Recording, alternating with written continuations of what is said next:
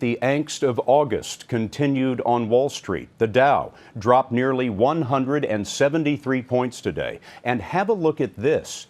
Since the market plunge began nearly a month ago, the Dow is off 15%. We got some more bad news today on jobs. Bank of America, the nation's largest lender, says it will lay off 3,500 employees now and may lay off a total of 10,000.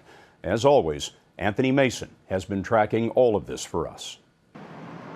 A beleaguered financial behemoth, Bank of America may be too big to fail, but its stock price is faltering, down 50% just since January. The bank is still reeling from the housing crisis. After buying subprime lending giant Countrywide, it's saddled with $1 trillion in mortgage debt.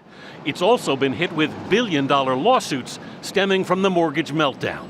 Economist Mark Zandi. They are having more legacy problems than other major financial institutions. They're trying to work through a lot of the troubled mortgage loans and other problems in their mortgage business that many of the other banks just don't have. CEO Brian Moynihan has had to hand out more than 6,000 pink slips so far. He sold off the bank's Canadian credit card business, and he's looking to cut billions more in expenses. But analyst Paul Miller isn't satisfied. We don't have a liquidity problem at Bank of America. What we have is a confidence problem in the management team. B of A is in no danger of needing a bailout, but losses and cutbacks at America's biggest bank and its biggest lender are another drag on an already anemic economy. Banks are going to be still quite reluctant to extend out more credit, to make loans to business people and to consumers. And of course, credit is key to economic activity. And without free-flowing credit, the economy is going to have more difficulty to really get going.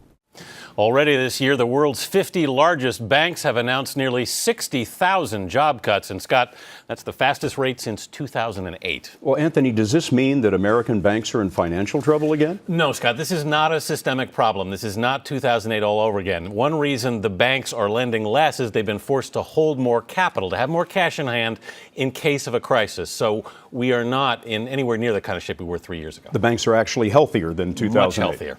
Thank you, Anthony.